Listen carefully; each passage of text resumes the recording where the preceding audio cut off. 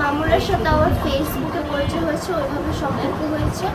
আর সে আমার সাথে 7 মাস সম্পর্ক থাকাকালীন অবস্থায় আমাকে প্রতারণা করেছে। আমার সাথে সে আমাকে বিভিন্ন সময় বিভিন্ন জায়গায় যাওয়ার কথা বলে টাকা নিত সেটা না, সব থেকে বড় প্রতারণা হচ্ছে সে মোহনার সাথে যে সম্পর্ক আছে এটা সে আমার একদম হাইড করে রাখছে, কখনোই স্বীকার করতো না।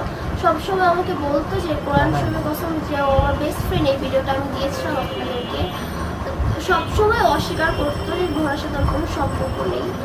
এক পর্যায়ে যখন আমি দেখলাম যে ওর মোহনার সাথে সম্পর্ক আছে তখন আমি সরে আসলাম।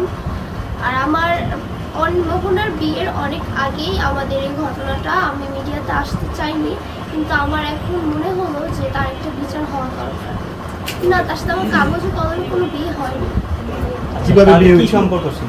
প্রেমের সম্পর্ক ছিল, বিয়ে হয়নি। সে আমাকে বলেছিল তুমি যে আমাকে বিয়ে করবা এটার প্রুফ কিবা তুমি আমাকে ছেড়ে চলে যাবা, তখন মোবাইলে কবুল বলেছিলাম, কিন্তু কাগজে কলমে তার সাথে আমার কোনো বিয়ে হয়নি। জি তখন ছিল, কিন্তু সে আমাকে স্বীকার করতো।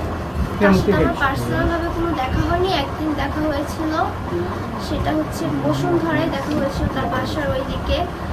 তার সাথে পার্সোনাল ভাবে আমার দেখা হয়নি তেমন। বলতো যে লাইলার আর আমার বয়সটা অনেক, তার সাথে আমার কখনো যায় না।